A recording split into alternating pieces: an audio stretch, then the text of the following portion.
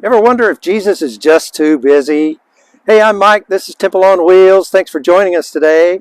Well, the last episode of Temple on Wheels we did in Zion National Park. Today we are in a place called Nephi. We spent a couple of nights in a town called Leeds, Utah, and now we're in Nephi, Utah, which is about 50 miles from Provo. Provo is right beside Salt Lake City. We're slowly wandering our way up north as warmer temperatures happen, and we're not freezing to death in our outdoor endeavors during the day. It's not too bad here today. A little chilly last night, about 35 degrees.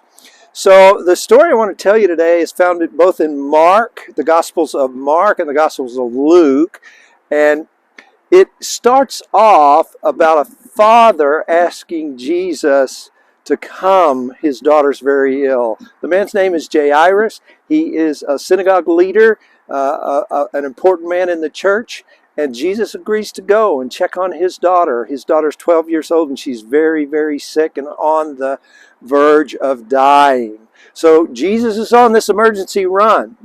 He's very busy. There are a lot of people cramming in around him, and there's a lady there who has had the Bible calls it a blood flow for 12 years. She has gone to doctor after doctor after doctor, spent all her money, never gotten well, just gotten worse, and she had enough faith to say, if I could just touch the hem of his garment.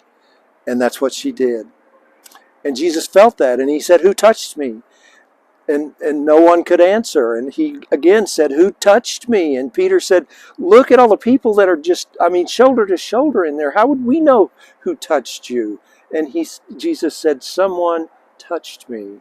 And by this time, the woman came forth and threw herself at his feet. She was in trouble, folks. She had already broken two laws. One was a man and a woman shouldn't have any physical contact if they were not married, and Jesus was not married to this woman. Another was, if you had a flow of blood, you were considered unclean, and if anyone touched you or you touched anyone, you would make them unclean. And at that time, it was a very rigorous process to become clean so that you could attend the synagogue again. And so she really didn't want Jesus to know that she touched him, but he knew.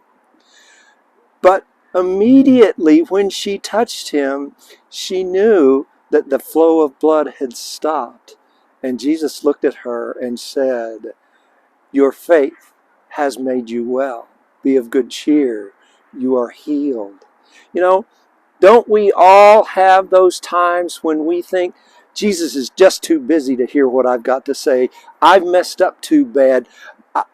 My little thing is not important enough, and that is never, ever the case. Just with this woman who knew that if she is just so much as touched the hem of his garment, everything would be all right, and she was. And guess what, folks? Not only did she be healed from the flow of blood, but a little while down the road, Jesus would be put up on a cross and die and pay for all of our sins so that we could be redeemed in the Father's eyes. And then 3 days later, he got up and walked out of the tomb and defeated death. So we now know that we too are eternal beings. And that's just what Jesus does.